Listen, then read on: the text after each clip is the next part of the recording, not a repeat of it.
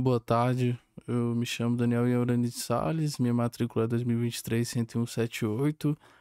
Hoje a gente está aqui para falar um pouco sobre nuvem, né? Sobre o meu estudo sobre nuvem. Eu vou começar lendo aqui o arquivo que eu montei e depois eu vou dar algumas opiniões também. Começando aqui a introdução, a definição do modelo de computação em nuvem mais praticado no mercado atual representa uma decisão estratégica para instituições financeiras, porque a organização lida diariamente com informações sensíveis como dados pessoais, transações bancárias e registro histórico de operações. Nesse contexto, qualquer escolha tecnológica impacta diretamente na eficiência operacional a curto e longo prazo, mas também na conformidade regulatória e na segurança dos dados. As instituições financeiras estão sujeitas a normas rigorosas de órgãos reguladores como Banco Central do Brasil, BCB, a Comissão de Valores, CVM, e legislações como Lei Geral da Proteção de Dados, LGPD. As regulamentações exigem mecanismos sólidos de proteção, rastreabilidade e controle de acesso, o que torna a seleção de um ambiente em nuvem um elemento crítico no planejamento de infraestrutura a longo prazo, né?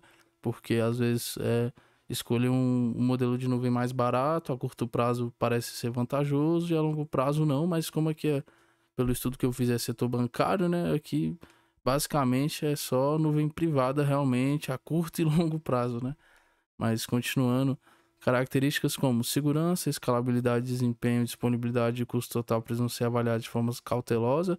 Esses fatores influenciam tanto a continuidade dos serviços bancários, que devem operar 24 horas por dia, quanto a capacidade da organização de responder rapidamente aos picos de demanda, né? Ataques cibernéticos ou requisitos regulatórios emergentes que aparecem, né? Que podem surgir assim, tipo, do nada. Dessa forma, a escolha entre uma nuvem privada ou uma pública determina não apenas como os dados serão armazenados e processados, mas também como a instituição conseguirá equilibrar proteção, inovação e eficiência operacional no longo prazo. Agora eu vou falar um pouco dos tipos de nuvem, né? A nuvem privada a nuvem privada é um ambiente dedicado a uma organização, oferecendo total controle sobre políticas de segurança, arquitetura, hardware e gestão dos dados, né? Por ser um ambiente isolado e personalizado, é frequentemente adotado por instituições financeiras que precisam atender normas rígidas como LGPD, PCI-DSS e regulamentações do Banco Central. Nesse modelo, todos os recursos, servidores, storage, firewall, suítes e sistemas de backup devem ser adquiridos, configurados e mantidos pela própria instituição. Isso gera um custo inicial elevado. Assim, geralmente, né? O custo total de implantação inicial pode facilmente ultrapassar R$ 1 milhão, dependendo do porte da instituição, né? Desde bancos e startups até bancos maiores, né? Isso é variável. A organização obtém controle absoluto sobre toda a infraestrutura, permitindo níveis mais elevados de auditoria, rastreabilidade e proteção de dados sensíveis. Esse ambiente também oferece uma maior previsibilidade de desempenho por não compartilhar recursos com terceiros, reduzindo riscos e interferência entre clientes para bancos e fintechs com altas demandas transacional. Uma escolha parece ser essa escolha parece ser a mais correta, né? É que nem eu falei, parece mesmo, e na verdade, né? Continuando aqui, nuvem pública.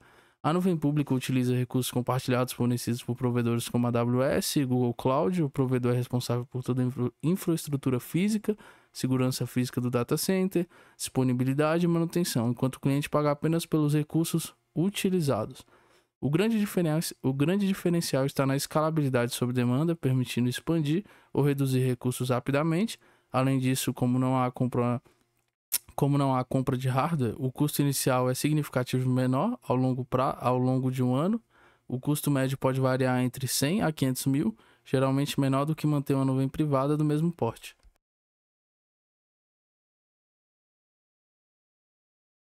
Apesar disso, o controle sobre políticas internas do provedor é limitado, embora a AWS e a Azure tenham normas rígidas e sejam certificadas internacionalmente.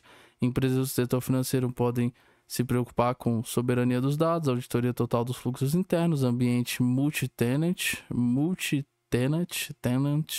eu não sei pronunciar, né?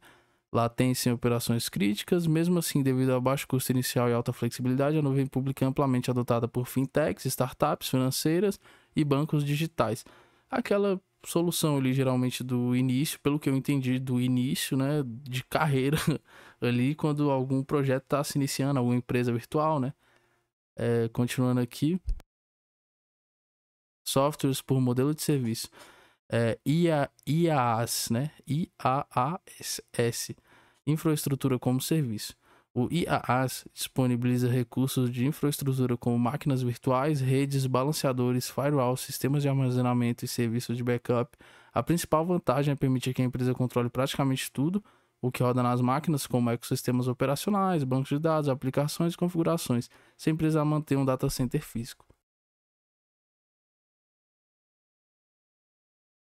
Esse modelo é muito utilizado por instituições financeiras que desejam ter liberdade para configurar ambientes personalizados, mas queiram evitar altos investimentos iniciais em servidores e equipamentos próprios. Isso aqui eu acho até errado, porque um projeto que lida com dados sensíveis ele já deveria logo partir para o privado, porque é um projeto que exponencialmente pode dar problema por usar esses tipos de recursos públicos mesmo que pago, né?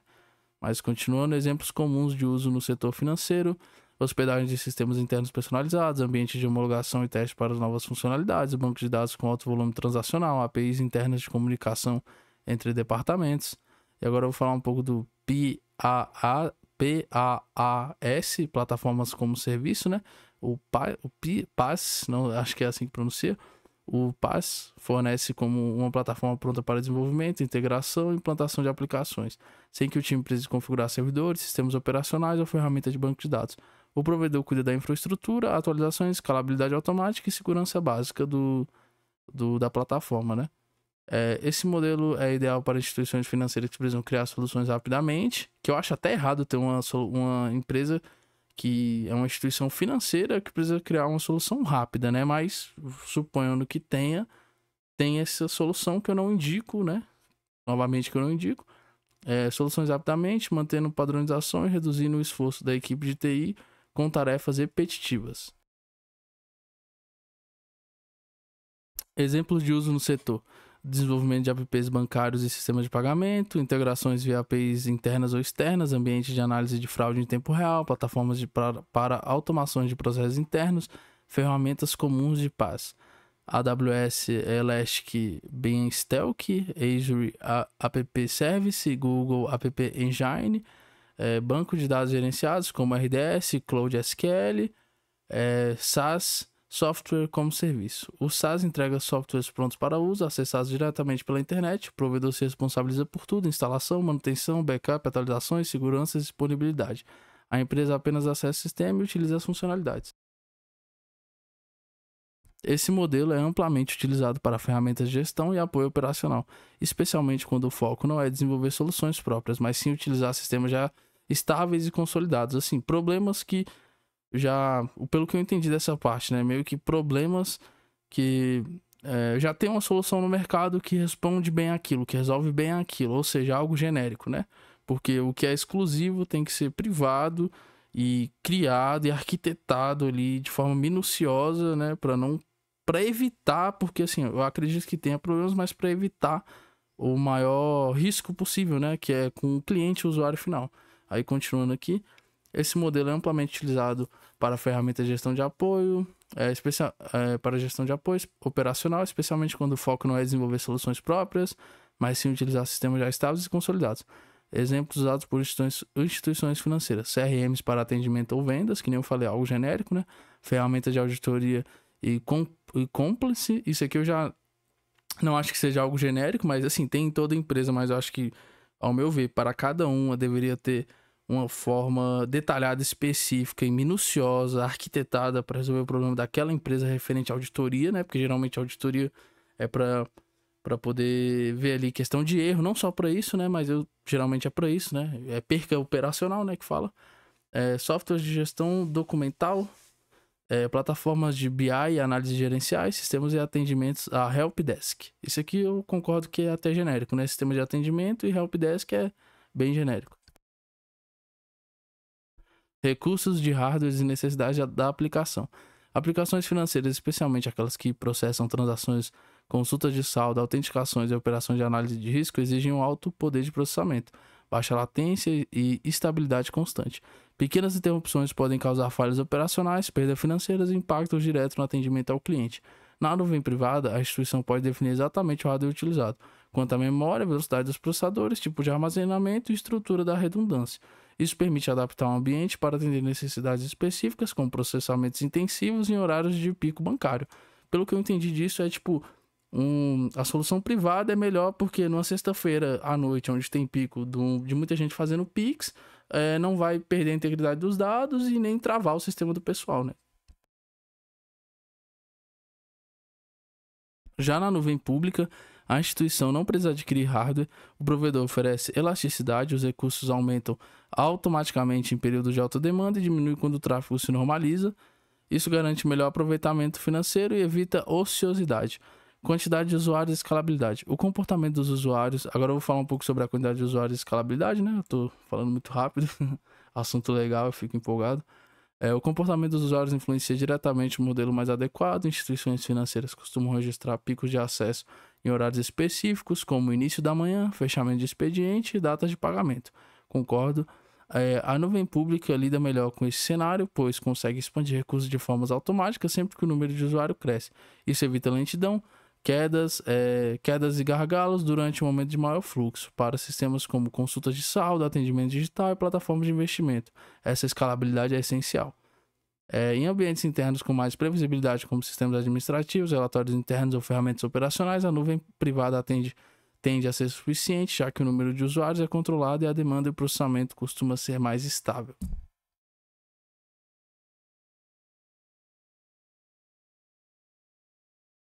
Custos envolvidos. Nuvem privada. A implantação de uma nuvem privada exige investimento inicial elevado, pois envolve montar toda a estrutura física necessária, além dos servidores. A empresa precisa considerar refrigeração do ambiente, segurança física, energia elétrica, monitoramento, a equipe especializada. Apesar disso, para sistemas que exigem controle externo, extremo, desculpa, confundir extremo com módulos de antifraude ou de dados de cliente, a nuvem privada ainda é vista como uma operação mais segura e previsível. Concordo.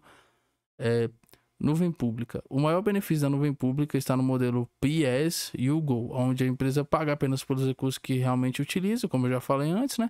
Isso elimina a necessidade de investir em máquinas subutilizadas e reduz a dependência de manutenção física. De fato, é como se fosse terceirizar, né? O processamento ali, usa só as ferramentas, integra e deixa rodando, né?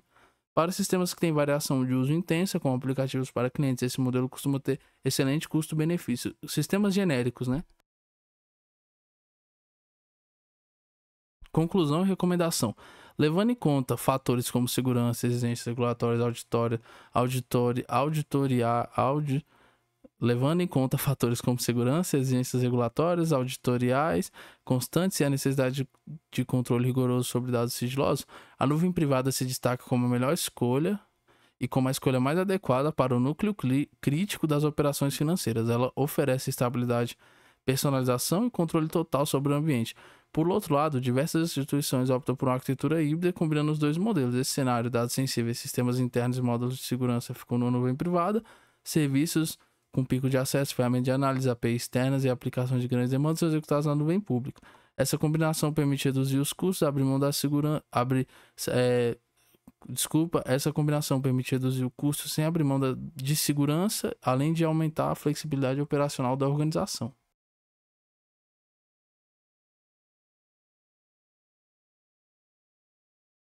Concluindo isso tudo, né, que foi um texto aqui que eu elaborei, pegando muita coisa técnica, muita coisa também bem formal, a minha recomendação para uma empresa financeira, seja ela pequena ou grande, é ela já partir para o privado. Por quê? Uma empresa que é pequena, ela quer crescer, porque ela é uma empresa que quer lucrar e quer ficar grande.